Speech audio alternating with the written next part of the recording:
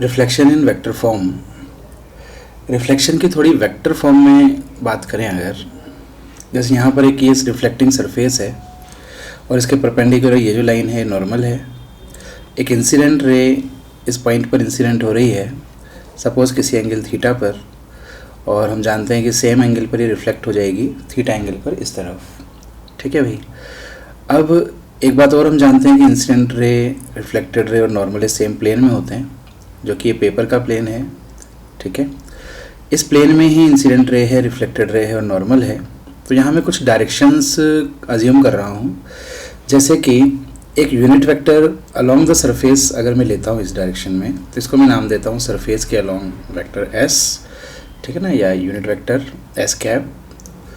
इसी तरह से नॉर्मल के अलोंग मैं यूनिट वेक्टर अज्यूम कर रहा हूँ, इसको नाम दे रहा हूँ मैं नॉर्मल के कारण N cap.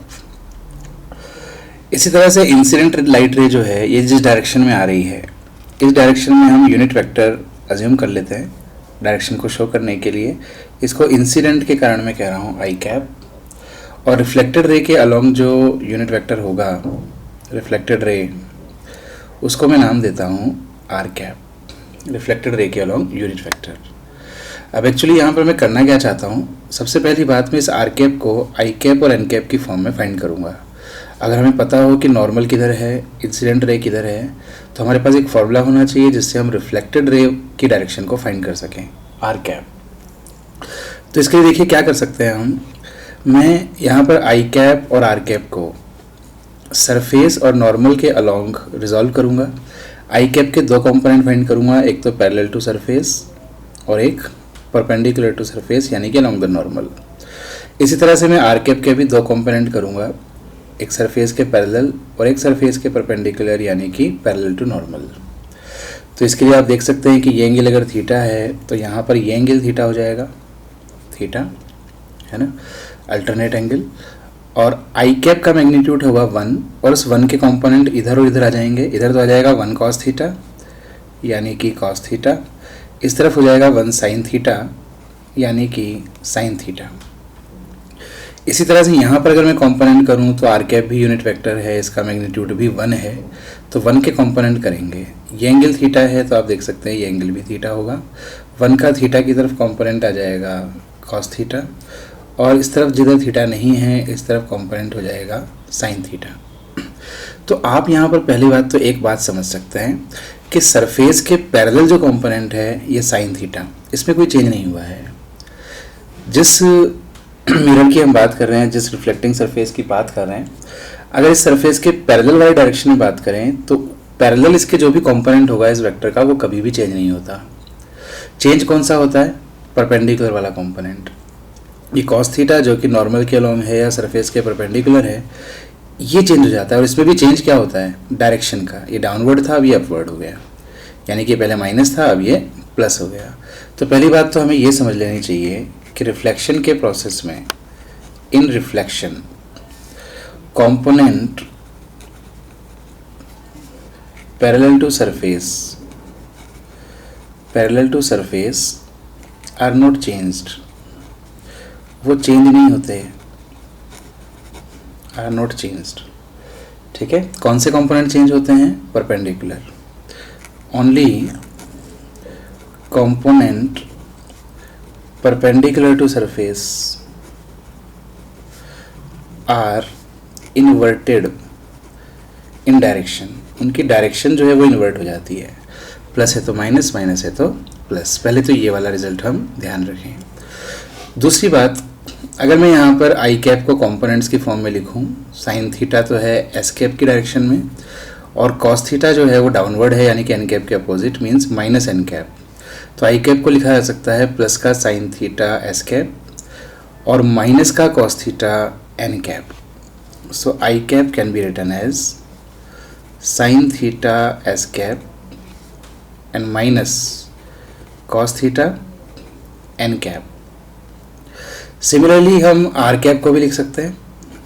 R cap is, यहाँ ये दोनों ही प्लस में हैं, तो साइन थीटा तो एस कैप की डायरेक्शन में है, तो साइन थीटा एस कैप और cos theta N cap, so plus cos theta N cap. Suppose these are two equations अब अगर हम सेकेंड इक्वेशन में से फर्स्ट इक्वेशन को माइनस करें, equation second minus equation first, तो इससे हमें क्या मिल जाएगा, दिस माइनस दिस, यानी कि are cap minus I cap.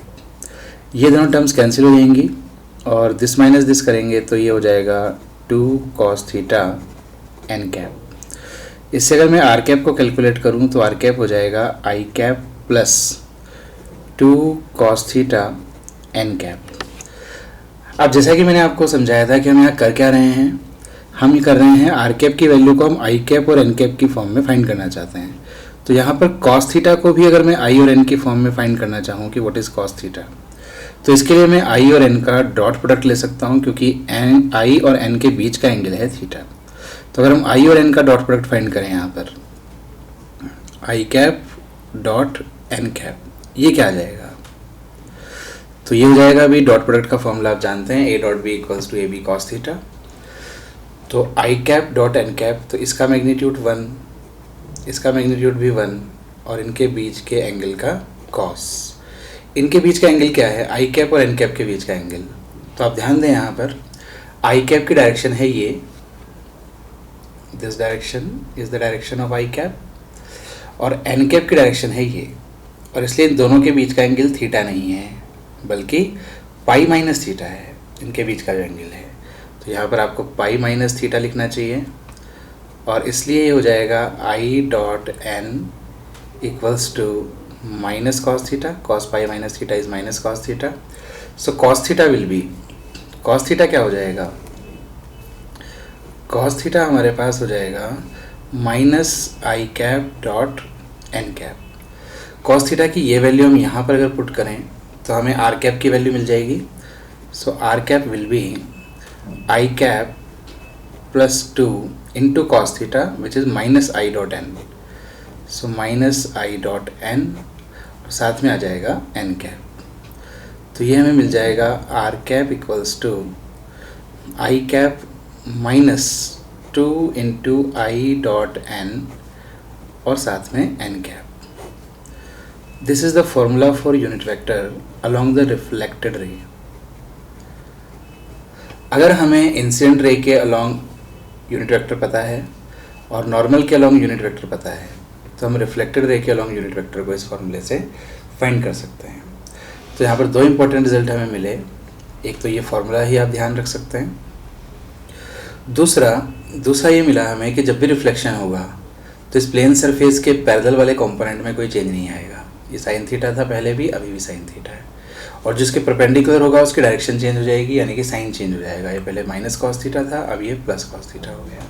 ठीक है, तो ये रिजल्ट याद रखेंगे। एक दो बातें और भी समझी जा सकती हैं, जैसे यहाँ पर हम कहते हैं कि इंसिडेंट रे, रिफ्लेक्टेड रे और नॉर्मल ये सब एक ही प्लेन में होते हैं, जिसको हम बोलते हैं प्लेन ऑफ इंसिडेंस।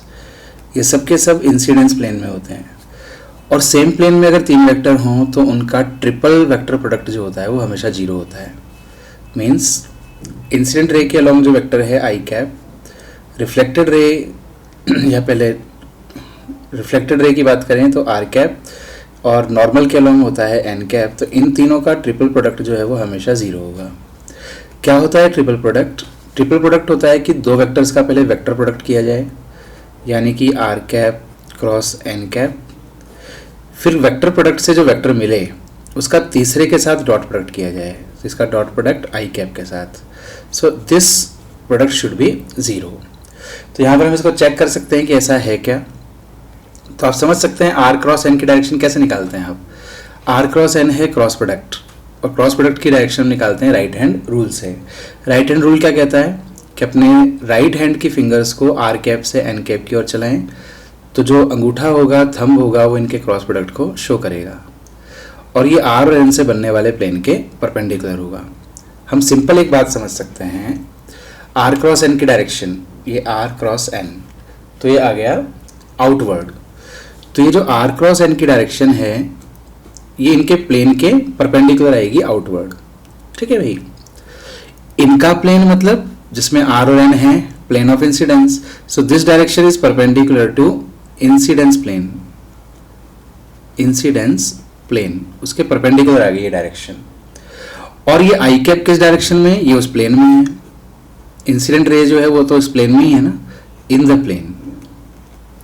तो ये प्लेन में है और ये परपेंडिकुलर टू प्लेन है। इसका मतलब ये डायरेक्शन और आई कैप की डायरेक्शन एक दूसरे के परपेंडिकुलर हैं और परपेंडिकुलर वेक्टर्स का डॉट प्रोडक्ट 0 होता है। तो आप ध्यान रख सकते हैं कि इन तीनों का ट्रिपल प्रोडक्ट जो होगा वो 0 होगा, ठीक है ना। Triple product of I cap, R cap and N cap is 0। एक और बात हम यहाँ पर देख सकते हैं, आई क्रॉस एन को अगर हम कैलकुलेट करें, आई क्रॉस एन, तो ये क्या आ जाएगा, आई और एन का क्रॉस प्रोडक्ट। आपको ध्यान है ना, क्रॉस प्रोडक्ट का रिजल्ट जो है एक वेक्टर आता है, तो उसमें मैग्नीट्यूड भी होगा, डायरेक्शन भी होगी। मैग्नीट्यूड तो होता है ए क्रॉस बी का magnitude A B sine theta, तो इसका मैग्नीट्यूड 1, इसका मैग्नीट्यूड 1 और इन दोनों के बीच का एंगल। तो आई कैप और एन कैप के बीच का एंगल, आई कैप की डायरेक्शन है ये, एन कैप की डायरेक्शन है ये, और इनके बीच का एंगल है पाई minus theta. So this is sine pi minus theta. तो ये तो मैग्नीट्यूड हो गया। और आई क्रॉस एन की डायरेक्शन क्या होगी, आई से एन की तरफ उंगलियां घुमानी होंगी।